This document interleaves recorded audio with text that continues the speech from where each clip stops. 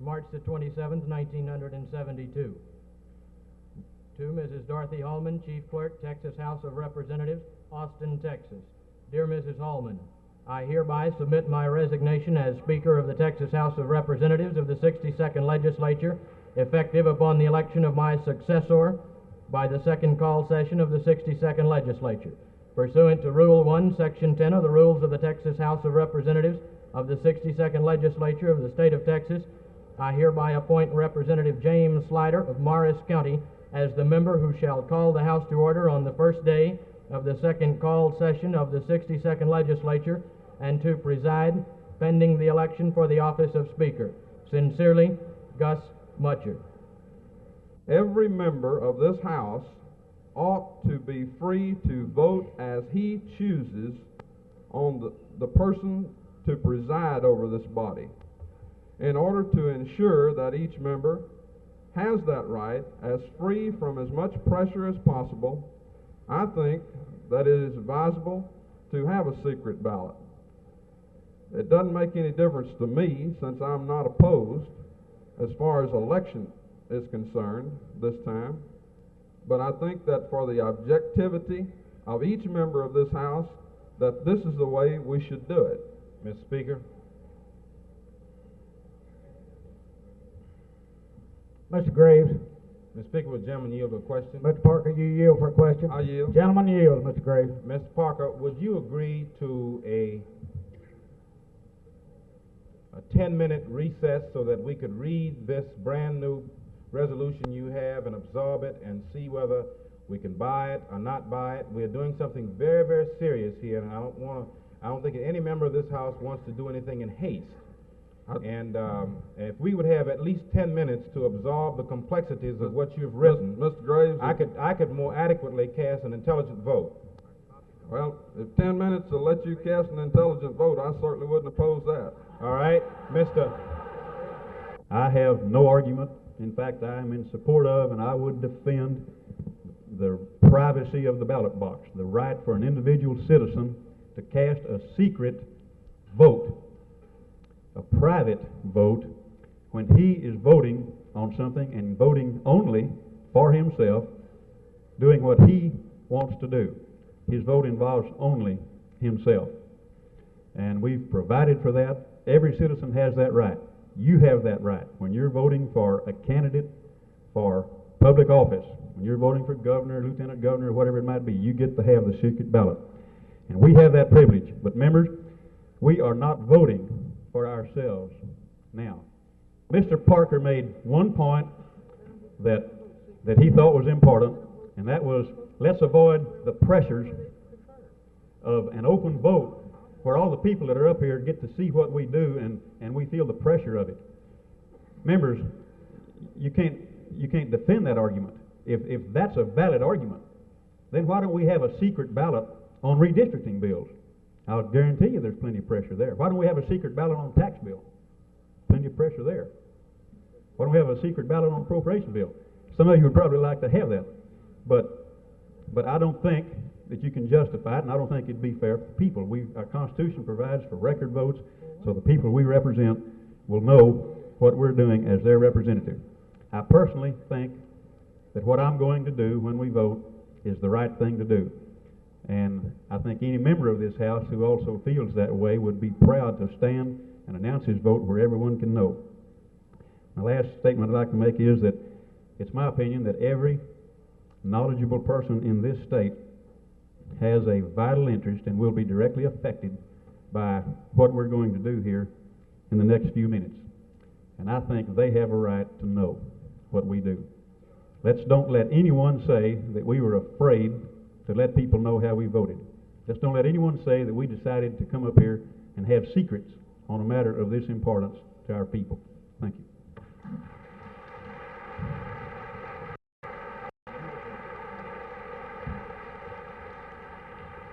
You yield for a question now, Mr. Kevin. Yes, sir. Gentleman yield, Mr. Caldwell. I just wondered, Mr. Cabinet, if you would agree to recess for about an hour so I can go to the district court and change my name to Ziglerwitz.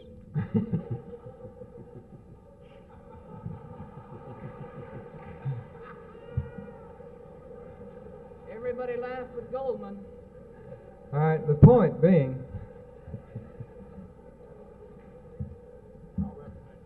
the point I'm clumsily trying to raise is, does your resolution call for each member to rise in alphabetical order?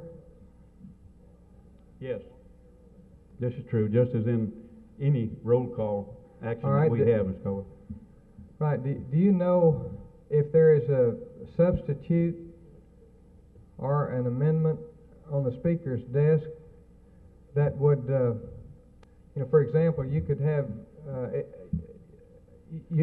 a procedure whereby each member would be given a ballot and vote and sign the ballot so that it would not be a secret, but yet the Ziglowitzes would be in the same position as the Adamses. Have you considered that as an alternative? Since 1911, when Sam Rayburn was elected, the reformers made sure, and that has been the resolution that has been used every time, that the election of the officers, the speaker namely, shall be secret. The reasons were obvious in the early 1900s why we should have a secret ballot. The railroad lobby was running this state. They bought and sold legislators right and left to the detriment of the small farmers and to the detriment of all the citizens of this state. The only way to break the backs of the railroad lobby was so the members could elect their speaker in public, and the railroad lobby could then not dump tons of money into races to elect people that favored them. That is why the secret ballot on speaker was introduced as a reform measure. That is why the Constitution provides that all the votes in this House will be public, with the exception of the election of the speaker, as a reform measure. The reasons for that was obvious in the early 1900s, and they're obvious now. In fact, it's the railroad lobby that's sitting in the gallery up there right now, scattered among all the other citizens that are up there. It's the other lobbies that are sitting up there that want an open ballot, so they will know how to distribute their money in the month ahead before the election, and they want to know if the money that they have already distributed is well used. So I think Mr. Cavanagh's motion is a step backward. Mr. Speaker, does the gentleman yield to question? And I would ask you to vote against it. I Mr. yield. Hanna, do you yield? I yield. Now let me answer your question further. Just a minute, Mr. Hanna. Let's have better order, members. This is a very serious matter. Let me answer your question further, Mr. Williamson. I intend to sign my ballot and walk down that aisle showing people how I vote, and I intend to let the press see how I vote. But there are members in this House that have been intimidated extremely in their Senate and House races during the last few days. They know that if they vote an open ballot, the lobby will cut off their money and see that they're defeated. That's the question. The secret ballot is a reform. There's no other way to put it. Are you talking about the intimidation that appropriations are going to be cut off if they don't vote for DeWitt Hale? Is this the intimidation you're talking about, Mr. Hanna? I haven't heard that intimidation, Mr. Williams. Well, I hadn't heard of the other intimidation. I just feel like that we have passed since 1911 a open meetings law. We have done everything we can for freedom of the press and to let the people be informed. I thought this was what your long suit was to let the people know what was going on down in Austin. Well, Mr. Williamson, maybe if we have a secret ballot, we can cut off the intimidation from the Appropriation Committee chairman. Mr. Speaker and members of the House, this is a resolution that I introduced during the regular 62nd session in order that the House itself could fully participate in the selection of the presiding officer.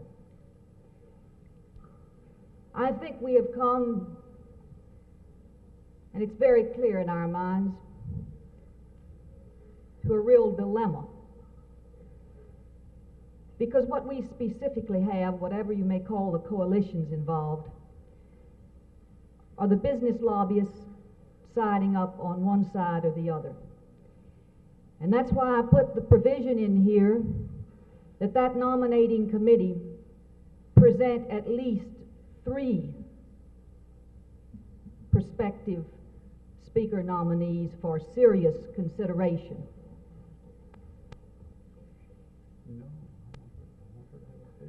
The aspect of it being public, I listened to my colleague, Mr. Hanna, whom I have tremendous respect for. But looking over the past years, I cannot see where the secret ballot has brought any reform in the House of Representatives here. Mr. Speaker, Mr. Bass, will the lady yield? you yield, Ms. Farenthold. Indeed, sir. Ms. Farenthold? Lady yields, Mr. Bass.